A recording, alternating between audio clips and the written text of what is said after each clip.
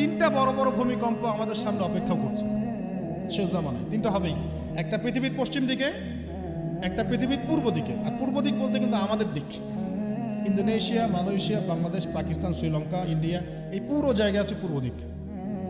আর পশ্চিমা সভ্যতা তো বোঝেন পশ্চিম কোন দিকে। আর একটা হবে পৃথিবীর মাঝখানে। মাঝখান কোনটা? এই যে জাজিরাতুল আরব, এখানে একটা হবে। এটা হবেই, কোনো বিজ্ঞানী ঠেকাতে পারবে না।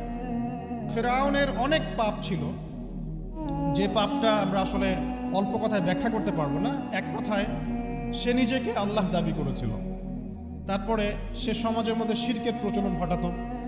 সে কন্যা সন্তানদেরকে জীবিত রাখত, পুত্র সন্তানদেরকে হত্যা করে ফেলত। সে সমাজের মানুষদেরকে বিভক্ত করত, দুর্বলের উপর সবলের অত্যাচার চালাত। এবং তার একটা অহংকার ছিল, সেটা হচ্ছে সেনাবাহিনীর অহংকার। সে মনে করতো যে সে ওই সময়কার সুপার পাওয়ার, তাকে কেউ পরাজিত করতে পারবে না। ঠিক এখনকার বিশ্বের পরাশক্তিগুলোর মতোই তার দাম্ভিকতা ছিল আর কি। তো একটা কথা বলে নেই, এই ফেরাউন এবং মূসা আলাইহিস সালাম, এই ফেরাউন যখন বনু ইসরায়েলকে নির্যাতন করতে লাগলো, তখন আল্লাহ পাক একজন নবী পাঠালেন, তার নাম কি? মূসা আলাইহিস সালাম। আর মূসা আলাইহিস সালাম আর ফেরাউনকে নিয়ে কুরআনুল কারীমে প্রায় 44টা সূরার মধ্যে কথা আছে। আমি হিসাব করে দেখেছি এবং আমি টুকটাক ঘাটাঘাটি করে দেখেছি যে প্রায় 44টা সূরার মধ্যে 532টা আয়াত আছে মূসা এবং ফেরাউনকে নিয়ে। কথা বুঝতে পারছেন? 532টা। কোরআনের টোটাল আয়াত কত? একদম ভুল উত্তর, 6236। 6000 কত? 236। মতবিরোধ আছে, তবে 6236টা আয়াতের পক্ষে শক্ত দলিল আছে। তো এটাকে পার্সেন্টেজ দিয়ে করবেন, যারা ম্যাথামেটিক্স পারেন তারা তো খুব সহজেই পারবেন। তো পার্সেন্টেজ করলে দেখবেন যে 8.53% আয়াত মূসা এবং ফেরাউনকে নিয়ে। 100%-এর মধ্যে প্রায় 8.5 বা 9% আয়াত কাকে নিয়ে? মূসা এবং ফেরাউনকে নিয়ে। এমনি এমনি তো আল্লাহ পাক এই কাজটা করবেন না নিঃসন্দেহে। এর মধ্যে একটা শিক্ষা বা মেসেজ আছে, সেটা হলো আমাদের জন্যে, উম্মতে মুহাম্মাদির জন্যে যেই সব জাতির মধ্যে সবচেয়ে বেশি শিক্ষা আছে, তার মধ্যে সবচেয়ে ইম্পর্টেন্ট হচ্ছে মূসা এবং ফেরাউনের সময়। মূসা এবং ফেরাউন, এই ঘটনার মধ্যে যে শিক্ষাগুলো আছে, এটা আমাদের জন্য সবচেয়ে বেশি ইম্পর্টেন্ট। এই জন্য এত বেশি আয়াত নাজিল করা হয়েছে। কোরআনের যে কোনো সূরা খুলবেন দেখবেন মূসা আর ফেরাউন, মূসা আর ফেরাউন। কি কারণ? এমনি এমনি নিঃসন্দেহে শেষ জামানে আমরা যারা বাস করব, তাদের জন্য এই ঘটনার মধ্যে বিশাল কিছু শিক্ষা আছে। শিক্ষাগুলো আমরা ইনশাআল্লাহ আজকে জানবো। তো এখন মূসা আলাইহিস সালাম এই ফেরাউনের যুগে জন্ম লাভ করলেন। তবে ফেরাউনকে জ্যোতিষীরা বলেছিল আগেই যে ওই শাম দেশ থেকে একটা আগুন আসছে যে তোমার সিংহাসনকে পুড়িয়ে ফেলবে। এর ফলশ্রুতিতে ফেরাউন যেটা করলো, সমস্ত পুত্র সন্তান যারা হতো এদেরকে তারা জবাই করে হত্যা করল। তো যখন জনগণ বলল যে কাজটা খুব খারাপ, প্রতিবাদ শুরু হলো, তখন 1 বছর গ্যাপ দেওয়া শুরু করলো। 1 বছর মারবে, আরেক বছর রাখবে, আরেক বছর মারবে, আরেক বছর রাখবে। যেই বছর মারলো না, সেই বছর জন্ম লাভ করলো মূসা আলাইহিস সালামের ভাই হারুন আলাইহিস সালাম। ঠিক আছে, উনিও কিন্তু নবী ছিলেন। আচ্ছা, আর যে বছর মারার কথা, সেই বছর জন্ম লাভ করলেন মূসা আলাইহিস সালাম। এখন আমি খুব শর্ট করে বলছি, অনেক ডিটেলস বলতে গেলে 3টা বেজে যাবে, আজকে আসরও হতে পারে। তো এখন যে বছর মারার কথা, সেই বছর জন্ম লাভ করলেন মূসা আলাইহিস সালাম। এখন মূসা আলাইহিস সালামের মা কিন্তু তখন খুব শঙ্কিত, ফেরাউন তার সন্তানকে হত্যা করবে। আল্লাহ রাব্বুল আলামিন কোরআনের মধ্যে বলেছেন সূরা কাসাসের মধ্যে। কোন সূরা? সূরা কাসাস। আমি 2টা সূরার নাম বলছি, আজকে বাসায় গিয়ে পড়বেন। এই 2টা সূরার মধ্যে সবচেয়ে বেশি হিস্ট্রি আছে মূসা এবং ফেরাউন এই বিষয়টার উপরে। একটা সূরার নাম হচ্ছে সূরা তাহা, এখানে সুন্দর করে ধারাবাহিকভাবে গল্পটা দেওয়া আছে। আরেকটা সূরা হচ্ছে সূরা কাসাস। এই 2টা পড়বেন অর্থ সহ। তো মূসা আলাইহিস সালামের মায়ের হৃদয়টা খুব শঙ্কিত ছিল যে তার সন্তানকে হত্যা করে ফেলা হবে। আল্লাহ রাব্বুল আলামিন বলছেন যে আমি তার কলবে ইলহাম করলাম। সুবহানাল্লাহ। আল্লাহ পাক তার মায়ের কলবের মধ্যে ইলহাম, মানে কি? ইলহাম হচ্ছে আল্লাহর পক্ষ থেকে প্রত্যাদেশ না, ওহী না, কিন্তু একটা বুঝ বা একটা নূর, একটা তাজাল্লি, একটা বসিরা ঢেলে দেওয়া। এটা কিন্তু নবুয়ত না, একটা কাজের চেতনা বা দৃঢ়তা আল্লাহর পক্ষ থেকে ঢেলে দেয়া। ঠিক আছে?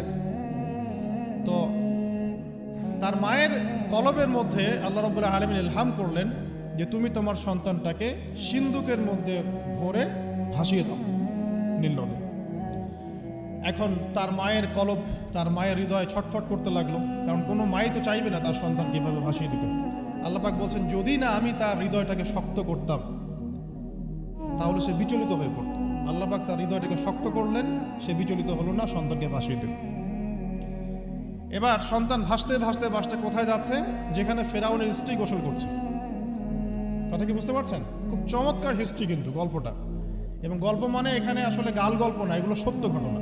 এক একটা বর্ণ তেমন সত্য যেমন সূর্য পূর্ব দিক থেকে ওঠে এবং পশ্চিমে ডোবে, এটা যেমন সত্য, এর এক একটা বর্ণ সত্য, এগুলো কোনো গাল গল্প নয়।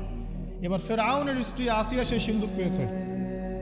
মুসা আলাইহিস সালামকে আল্লাহ পাক বলছেন যে আমি মুসা আলাইহিস সালামের চেহারার মধ্যে মোহাব্বত বা ভালোবাসা ঢেলে দিয়েছিলাম।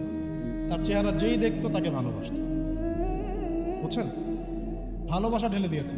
এবার ফেরাউনের স্ত্রী আসিয়া, এখানে আসিয়া নন, অন্য একজন স্ত্রী হয়তো, তিনি বলছেন যে ফেরাউনকে বলছে যে একে আমরা আমাদের কাছে রেখে দিই, হয়তোবা সে আমাদের উপকারে আসবে, অথবা তাকে আমরা সন্তান হিসেবে গ্রহণ করতে পারি।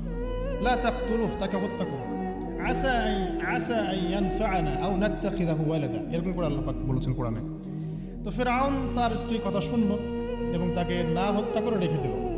কারণ আল্লাহ রাব্বুল আলামিনের কি কৌশল, ওয়া মাকারুল্লাহ, যেই মূসাকে হত্যা করার জন্য বছরের পর বছর হাজার হাজার শিশুকে হত্যা করা হয়েছে, সংখ্যাটা লাখ লাখও হতে পারে, সেই মূসা আলাইহিস সালামকে আল্লাহ পাক ফেরাউনের ঘরেই লালন পালন করতে লাগলেন। চিন্তা করলেন? এবার মূসা আলাইহিস সালাম যখন যুবক হলেন, আমি সংক্ষিপ্ত করছি, যখন যুবক হলেন তখন একদিন দেখলেন যে রাস্তায় দুজন ব্যক্তি ঝগড়া করছে। সূরা কসসের মধ্যে আছে, ফাইটিং, স্ট্রিট ফাইট।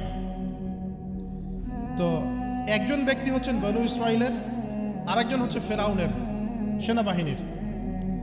এখন মূসা আলাইহিস সালাম কার পক্ষ নেবেন? তিনি বনু ইসরাইলের পক্ষ নিলেন। তিনি গিয়ে তাকে বাঁচানোর চেষ্টা করলেন এবং শুধু একটা ঘুষি দিয়েছেন, ফাওয়াকাযাহু, একটা ঘুষি, ফাকাদা আলাইহি, এবং এই একটা ঘুষিতেই সেই ব্যক্তির ডেথ। এটা কোরআনে আছে, সূরা কসস। তার মানে কোরআন দলিল দিচ্ছে যে মানুষের বডিতে এমন এমন পার্টস আছে, এমন এমন জায়গা আছে যেখানে একটা ঘুষি মারলেও মানুষ মারা যেতে পারে। কি বুঝলেন? যারা মার্শাল আর্ট শিখেছেন বা শিখছেন তারা এটা আরো ভালো বুঝবেন। মানুষের এই বডিতে এমন অনেকগুলো জায়গা আছে, 7টা বা 8টা বা 10টার মতো, যেখানে একটা ঘুষি দিলেও মানুষ মরতে পারে। তো ভালো কিছু শিখলে, ঠিক আছে? টিকটক প্রজন্ম না হয় আর এই মোবাইলে লুডু না খেলে ভালো কিছু শিখেন, ইনশাআল্লাহ কাজে দিবে। আত্মরক্ষা শেখা খারাপ? আচ্ছা, তো তবে দাড়ি টুপি নিয়ে শিখতে যায় না, সমস্যায় পড়তে পারে। তো এখন একটা ঘুষিতে সেই ব্যক্তি মারা গেল। তারপরের দিন আবার দেখা গেল যে ওই ব্যক্তি যাকে তিনি বাঁচিয়েছেন সেই ব্যক্তি আর আরেকজন সেনাবাহিনীর সদস্য আবার মারামারি করছে। এবার মূসা আলাইহিস সালাম বললেন যে তুমি তো একটা বোকা মানুষ। এবার সে আবার চড়াও হতে শুরু করলো মূসা আলাইহিস সালাম, কিন্তু এবার একজন ব্যক্তি এসে তাকে বললেন যে গতকাল তুমি কিন্তু একজনকে হত্যা করেছো এক ঘুষিতে, আজকে আবার তুমি এই কাজ করতে যাচ্ছ, তুমি তো এখানে স্বৈরাচারের মতো আচরণ করছো। মূসা আলাইহিস সালাম তখন আল্লাহর কাছে ক্ষমা চাইলেন, বললেন ইন্নাহু হাযা মিন আমালিশ শাইতান, এটা তো শয়তানের মতো কাজ, শয়তানের কাজ হয়ে গেল। রব্বিক ফিরলি, আল্লাহ আমাকে মাফ করে দিন। ফাগফারা লাহ, আল্লাহ পাক বলছেন আমি তাকে মাফ করে দিলাম। তিনি তো ইচ্ছাকৃতভাবে করেন নাই, করেছেন আনইনটেনশনালি, এটা হয়ে গেছে।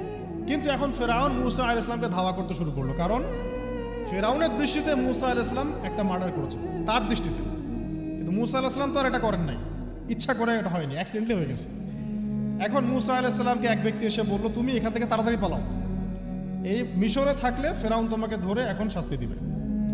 এখন মূসা আলাইহিস সালাম বাধ্য হয়ে মিশর থেকে চলে যাচ্ছেন কোথায়? মাদিয়ান। কোন জায়গা? মাদিয়ান। এটাও আরবের মধ্যে একটা জায়গা, যেই জায়গার নবী হচ্ছেন শুআইব আলাইহিস সালাম। কি নাম? আচ্ছা, এবার শুআইব আলাইহিস সালামের সেই কওমে মূসা আলাইহিস সালাম গেলেন, না খাবার আছে, না পানি, না কাপড়, কিছুই না, একদম রিক্ত হস্ত। সেখানে গিয়ে তিনি দেখলেন যে এমনই একটা জলাশয়, হয়তোবা আল্লাহ ভালো জানেন, সেই জলাশয়ের কাছে কিছু মানুষ পানি পান করাচ্ছে গবাদি পশুদেরকে। আমি কি বুঝাতে পারছি? আচ্ছা, তো দূরে দুজন মেয়ে দাঁড়িয়ে আছে।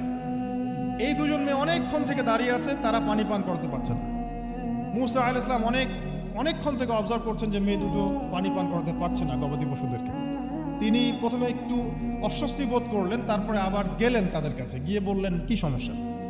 তখন সেই মেয়েরা বলল, যতক্ষণ পর্যন্ত আমার কওমের লোকেরা এখান থেকে সরে যায় না ততক্ষণ আমরা পানি পান করাতে পারি না, কারণ আমরা দুর্বল, মেয়ে মানুষকে টাইম দিচ্ছে না আর কি। আর এদিকে আমাদের বাবা অত্যন্ত বৃদ্ধ মানুষ, বাসায় পড়ে আছেন একা। তখন মুসা আলাইহিস সালাম যুবক ছিলেন এবং তিনি কিন্তু শক্তিশালী ছিলেন, কওয়িউন আমিন, বিশ্বস্ত এবং শক্তিশালী। ওই যে এক ঘুষিতে মানুষ মারা মানুষ, কি মনে করছেন? তো তিনি এবার ওই গবাদি পশুদেরকে নিয়ে এসে পানি পান করালেন। পানি পান করিয়ে তিনি একটা গাছের ছায়ায় গিয়ে বসলেন। এই প্রত্যেকটা কথা কিন্তু কোরআনে আছে, প্রতিটা কথাই। সূরা কসস পড়েন, সূরা তাহা পড়েন। গাছের ছায়ায় বসে তিনি একটা দোয়া করছেন, এবার হাত উঁচু করে দোয়া করছেন, রব্বি, হে আমার প্রতিপালক, ইন্নী লিমা আনজালতা ইলাইয়া মিন খায়রিন ফাকির, হে আল্লাহ, আপনি আমার প্রতি যে রহমত বা যে করুণা বর্ষণ করবেন এর জন্য আমি ফকির হয়ে বসে আছি। দোয়ার ভাষাটা শুনছেন? আল্লাহ, আপনি আমার প্রতি যে করুণা বর্ষণ করবেন আমি এর জন্য ফকির হয়ে বসে আছি। তো প্রত্যেকটা নেক কাজ করার পরে এরকম দোয়া করা সুন্নত, দোয়া কবুল হয়ে যাবে ইনশাআল্লাহ। দোয়া সাথে সাথে কবুল হয়ে গেল। এখন ওই দুইজন মেয়ের মধ্যে একজন মেয়ে হেঁটে হেঁটে আসছে। ওই মেয়ে কিভাবে হেঁটে এসেছে সেটাও কোরআন বলেছে, কিভাবে হেঁটে এসেছে সেটাও কোরআনে বলেছে সূরা কসাসের মধ্যে। সূরা কসাসে আল্লাহ পাক বলছেন, ওই দুইজন মেয়ের মধ্যে একজন হেঁটে হেঁটে আসলো লাজুক পায়ে। কেমন পায়ে? লাজুক পায়ে। যেই চলাফেরা আপনি এখনকার মেয়েদের মধ্যে দেখতে পারবেন না।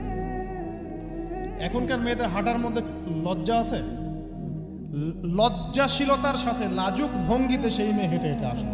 আল্লাহ পাক সেই কথাটাও কোরআনে বলেছেন। ওই মেয়ের হেঁটে আসাটা আল্লাহ রাব্বুল আলামিন ব্যাখ্যা করেছেন। সেই মেয়ে, দুইজন মেয়ের একজন মেয়ে হেঁটে হেঁটে আসছে মুসা আলাইহিস সালামের কাছে লাজুক ভঙ্গিতে, লজ্জায় মুখ নত করে, লজ্জাশীলতার সাথে এসে বলছেন যে আমার বাবা আপনাকে ডাকছে। তার বাবাকে? শুআয়ব আলাইহিস সালাম, আমার বাবা আপনাকে ডাকছে। এবার তিনি গেলেন শুআয়ব আলাইহিস সালামের কাছে, গিয়ে তার কিসসা বা কাহিনীটা বললেন। শুআয়ব আলাইহিস সালামও কিন্তু একজন নবী এবং জবরদস্ত নবী।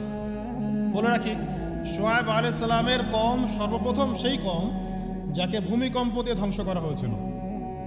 সর্বপ্রথম পৃথিবীতে ভূমিকম্প দিয়ে যে কওমকে ধ্বংস করে দেওয়া হয়েছে সেটা হচ্ছে শুআয়ব আলাইহিস সালামের কওম।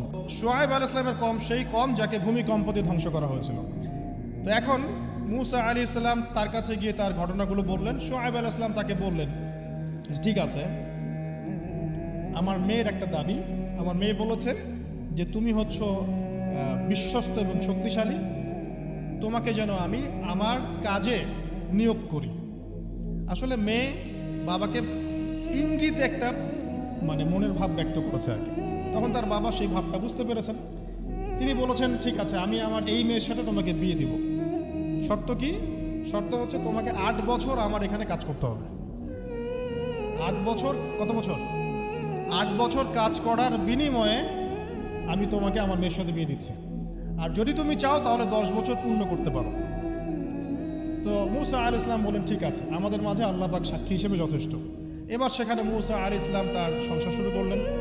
10 বছর অতিবাহিত হলো। তারপরে এখন মিশরে ফিরে যাওয়ার পালা। মুসা আলাইহিস সালাম তার স্ত্রীকে নিয়ে কোথায় যাচ্ছেন এখন?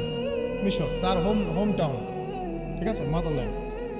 কিন্তু যাত্রা পথে তুয়া উপত্যকায় বিভিন্ন কিতাবে এসেছে তার স্ত্রীর প্রসব বেদনা শুরু হয়। তখন তিনি আগুন তালাশ করতে থাকেন। আগুন তালাশ করতে করতে আস্তে আস্তে তিনি এমন একটা জায়গার দিকে চলে যান তুয়া উপত্যকায়, যেখানে দেখেন যে গাছের উপর আগুন জ্বলছে। এবং তখন আগুনকে ফলো করতে করতে হঠাৎ তিনি এক গায়েবী আওয়াজ শুনতে পান।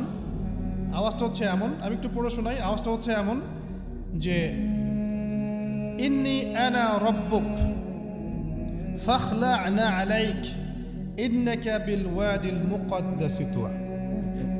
এই আওয়াজটা আল্লাহ পাকের। কার আওয়াজ? সুবহানাল্লাহ। আল্লাহ পাক মুসা আলাইহিস সালামের সাথে কথা বলছেন এই জায়গায়। আল্লাহ পাক বলছেন, নিশ্চয়ই আমি তোমার রব, তোমার জুতা খুলে ফেলো, কারণ তুমি একটা পবিত্র উপত্যকায় আছো। চিন্তা করতে পারেন? ওয়া আনা ইখতারতুকা, এবং আমি তোমাকে বাছাই করেছি হে মূসা, ফাসতামি' লিমা ইউহা, তুমি খুব মনোযোগ দিয়ে শোনো, আমি তোমার কাছে যা ওহী করছি এটা মনোযোগ দিয়ে শোনো। ইন্নানি আনা আল্লাহ, নিশ্চয়ই আমি আল্লাহ। আল্লাহ বলছেন ইন্নানি আনা আল্লাহ, নিশ্চয়ই আমি আল্লাহ। লা ইলাহা ইল্লা আনা, আল্লাহ বলছেন আমি ছাড়া কোনো ইলাহ নেই। ফা'বুদনি, আমার ইবাদত করো।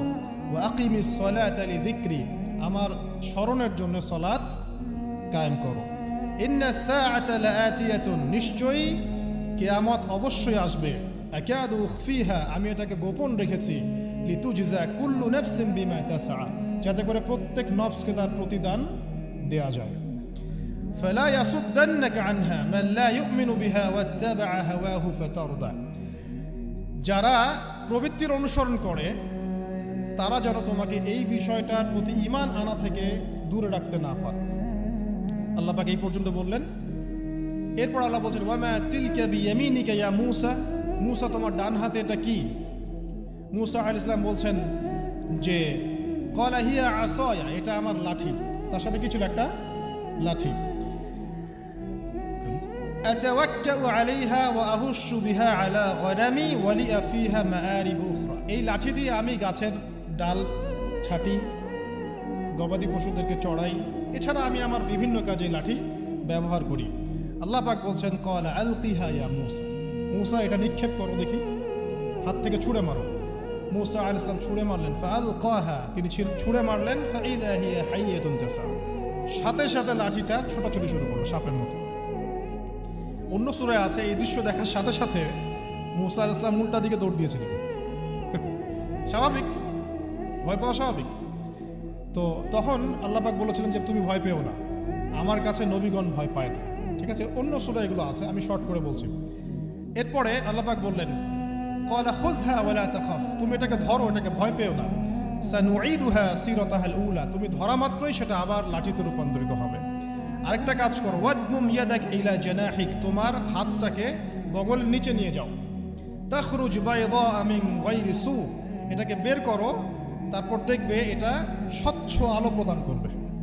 সুবহানাল্লাহ, বগলের মধ্যে হাত নিয়ে আসো, হাতটাকে বের করো, দেখবে হাত থেকে স্বচ্ছ আলো বের হবে।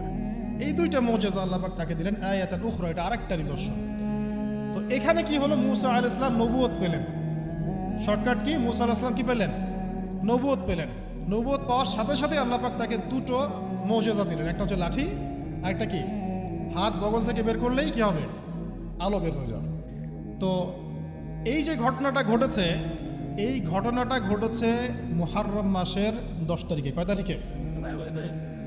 এই হচ্ছে সেই ঘটনা যার স্মরণে আমরা মুহররম মাসের 10 তারিখে সওম রাখি। কথা কি বুঝতে পারছেন? এটাই সেই ঘটনা, যেই ঘটনার ফলশ্রুতিতে এটাকে স্মরণীয় করে রাখতে আল্লাহ পাক কিয়ামত পর্যন্ত এই আশুরার সওমটাকে রেখে দিয়েছে।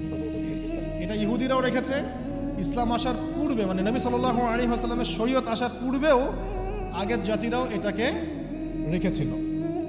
নবী সাল্লাল্লাহু আলাইহি ওয়াসাল্লাম এই সওমটাকে রেখেছেন, মুহররম মাসের এই 10 তারিখের সওমটা, এবং তিনি বলেছেন যে আমি আশা করি এই সওম রাখার ফলে 1 বছরের গুনাহ আল্লাহ পাক মাফ করে দিবেন। এবং একজন সাহাবী এসে জিজ্ঞাসা করছিলেন যে কোন মাসের রোজা রমাজান মাসের পরে সর্বোত্তম? নবী সাল্লাল্লাহু আলাইহি ওয়াসাল্লাম বলছেন রমাজান মাসের পর সর্বোত্তম সওম হচ্ছে মুহররম মাসের সওম। 3-4টা বিষয় নবী সাল্লাল্লাহু আলাইহি ওয়াসাল্লাম কখনো ছাড়তেন না।